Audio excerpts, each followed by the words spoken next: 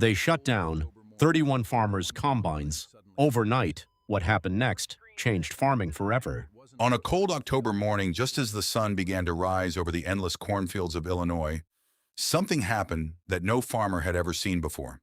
31 combines, all harvesting in different fields, suddenly stopped at the exact same moment. Their engines were still running, but every screen flashed the same warning. A bright red padlock followed by two chilling words: access denied. Within minutes, panic spread across the county. Radios crackled with confused voices. Phones rang nonstop. Farmers climbed down from machines they had spent hundreds of thousands of dollars to own, only to discover they could no longer move a single row of corn. It wasn't a mechanical failure. It wasn't bad fuel. It wasn't the weather. It was a software update. But who could shut down an entire county's harvest with a single overnight update? And why would anyone do it just 3 days before a massive storm was expected to sweep across Illinois?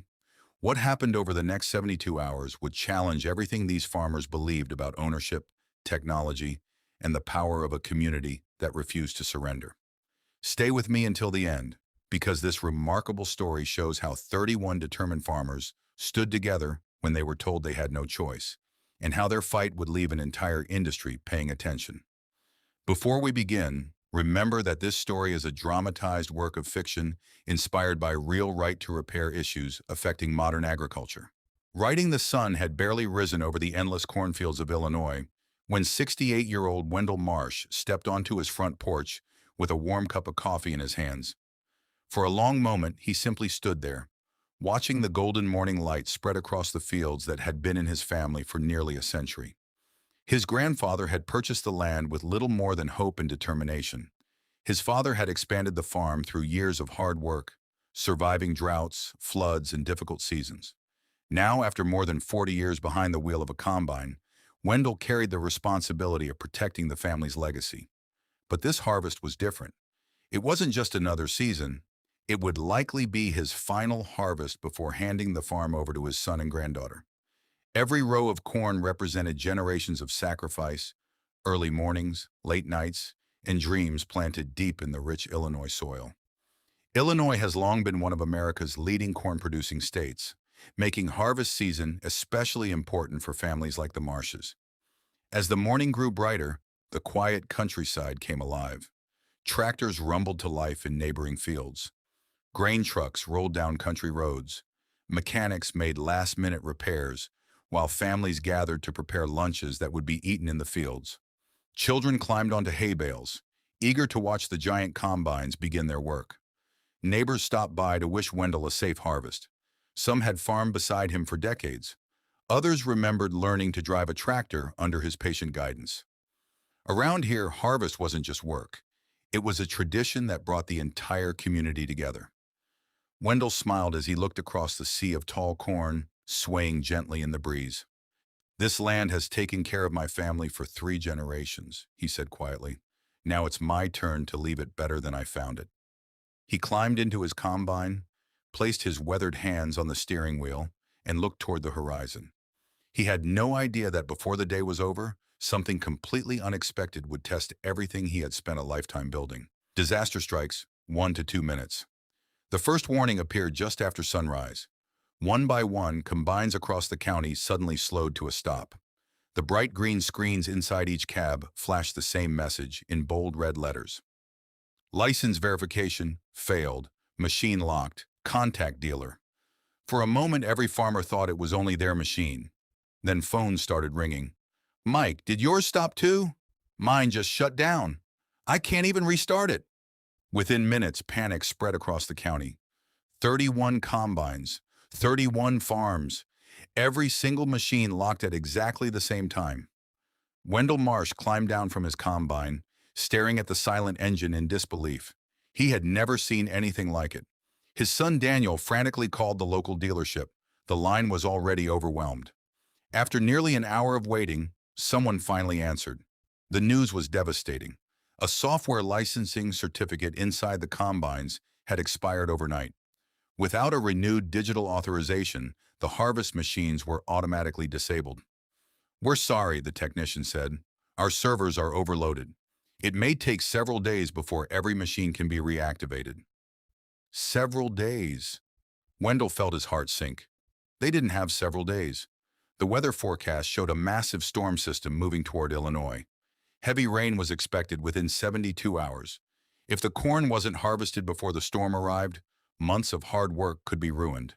The cost made everything even worse. Emergency service fees, software renewal charges, technician call-outs. For many families already struggling with rising fuel and fertilizer prices, the unexpected expense felt impossible.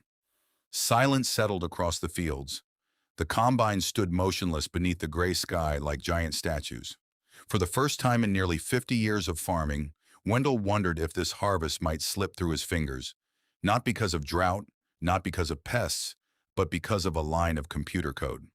What none of them knew was that help would soon come from the most unexpected place, and it would change American farming forever. The atmosphere at Wendell's machine shed was tense.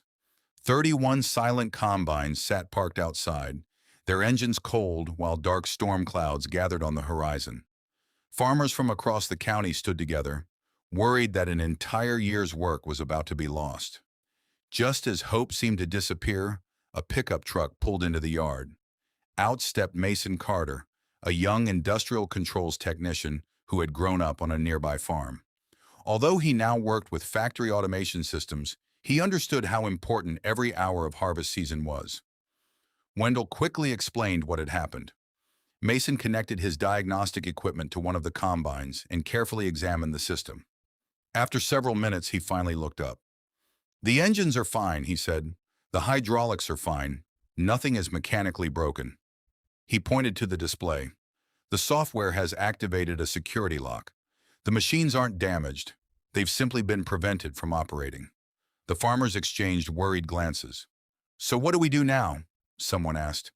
Mason thought carefully before answering. "We're not going to bypass or damage anything, but there may be a lawful emergency procedure that allows these combines to return to operation until authorized servicing can be completed." Working together with the owners and following the equipment's documented emergency recovery process for this fictional story, Mason guided them through a temporary legal workaround designed only to restore safe operation. Everyone held their breath. Wendell climbed into the first combine. He turned the key. For a long moment, nothing. Then suddenly, the warning light disappeared. The engine roared to life. Cheers erupted across the machine shed. One by one, the other farmers repeated the same recovery procedure. A second combine started, then a third. Soon another engine echoed across the fields. Within minutes, every machine was rumbling again. The long line of combines slowly rolled out of Wendell's yard, forming a convoy stretching down the country road. As the first cutting headers lowered into the golden corn, the entire county watched in relief. The harvest had begun, but no one realized that the events of that extraordinary morning were about to spark a nationwide conversation about technology, ownership, and the future of American farming.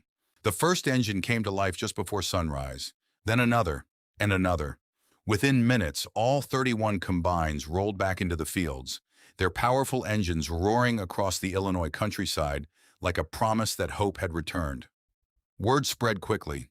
Families stepped onto their porches, wiping tears from their eyes as they watched the long line of machines disappear into oceans of golden corn. Children waved from pickup trucks while neighbors parked along the roads to cheer. For the first time in days, fear gave way to determination. No one wasted a single minute. Farmers traded drivers so the combines could run around the clock. Mechanics repaired equipment between shifts under portable floodlights. Local diners delivered hot meals directly to the fields, while church volunteers filled fuel tanks and brought coffee through the long, cold nights. The harvest became more than a job. It became a mission shared by the entire county. As darkness fell, the fields glowed beneath towering lights. The steady hum of combines echoed across the land until dawn, and every passing hour brought another section of the harvest safely into storage. On the fourth evening, the final rows disappeared into the grain carts. The last combine shut off its engine just as dark clouds gathered on the western horizon. Moments later, thunder rolled across the sky. Then the rain came. Heavy sheets of water drenched the empty fields, but this time it didn't matter. The corn was already safe. Inside barns and grain bins throughout the county, thousands of acres of hard-earned harvest were protected because a community refused to surrender when everything seemed lost. Standing beside his weathered combine, Wendell Marsh looked across the rain-soaked fields with a quiet smile. This wasn't just about saving a harvest, he said. It was about proving that when neighbors stand together, no software update, no storm, and no obstacle is stronger than a determined community. The storm passed, but the story of the 31 combines and the county that refused to let its harvest be taken away would be remembered for generations. The storm finally passed. By the next morning, the last truck loaded with golden corn rolled out of the fields. Against all odds, every acre had been harvested in time. The county was exhausted but grateful.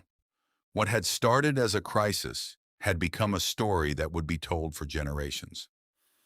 As the sun set over the quiet fields, Wendell Marsh walked into the old farmhouse one last time before heading home. He climbed the creaking stairs to the attic and opened a weathered wooden chest that had belonged to his father. Inside was an old leather-bound farming ledger, its pages worn from decades of use.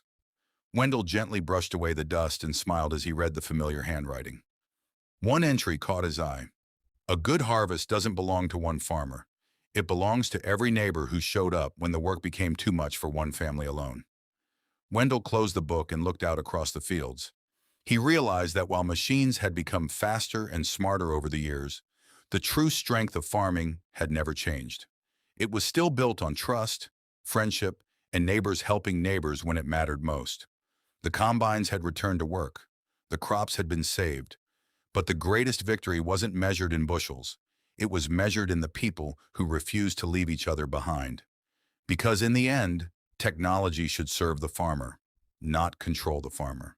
Machines can be programmed, but courage, community, and determination can never be switched off.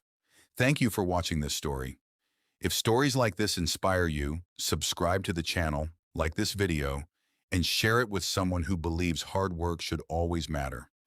Until next time, keep believing in the people who never give up.